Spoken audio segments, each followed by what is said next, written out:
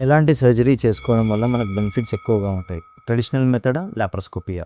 I'm doctor Rajendra, general and laparoscopic surgeon and laser proctologist. ఒక surgery ఉంది అన్నప్పుడు దాన్ని ఏ టైప్ ఆఫ్ సర్జరీలో చేసుకోవాలి? ఓపెన్ మెథడ్‌లో ఆపరేషన్ చేసుకోవాలా? లేదంటే లాప్రోస్కోపీ మెథడ్‌లో ఆపరేషన్ చేసుకోవాలా? లాప్రోస్కోపీకి, ఓపెన్‌కి డిఫరెన్స్ ఏంటి? ఓపెన్ మెథడ్ అంటే పెద్దగా కట్ చేయడము అండ్ సర్జరీ పర్ఫార్మ్ చేయడం. అదే లాప్రోస్కోపీ ద్వారా అంటే చాలా చిన్న చిన్న కట్స్ ఉంటాయి. అదేంటంటే 1 సెంటీమీటర్ అలా ఉంటుంది. దాంట్లో మనం కెమెరాలో చూసుకుంటూ సర్జరీ చేస్తాం. సర్జరీ అంతా సేమే ఉంటుంది. దానికి దీనికి పెద్ద డిఫరెన్స్ ఏమీ ఉండదు. కాకపోతే ఏంటంటే దీంట్లో రికవరీ గానీ, బెనిఫిట్స్ అనేటివి ఎక్కువగా ఉంటాయి. ఓపెన్ మెథడ్‌లో సర్జరీకి మనకు హాస్పిటల్‌లో స్టే ఎక్కువ ఉండడము, పెద్దగా ఉండడము, ప్లస్ పెయిన్ అనేది ఎక్కువగా ఉంటుంది. అదే లాప్రోస్కోపీలో ఏంటంటే చాలా చిన్న కట్స్ 1 సెంటీమీటర్ కట్స్ అలా ఉంటాయి కాబట్టి మీకు రికవరీ అనేది ఫాస్ట్‌గా ఉంటుంది. పెయిన్ అనేది తక్కువగా ఉంటుంది.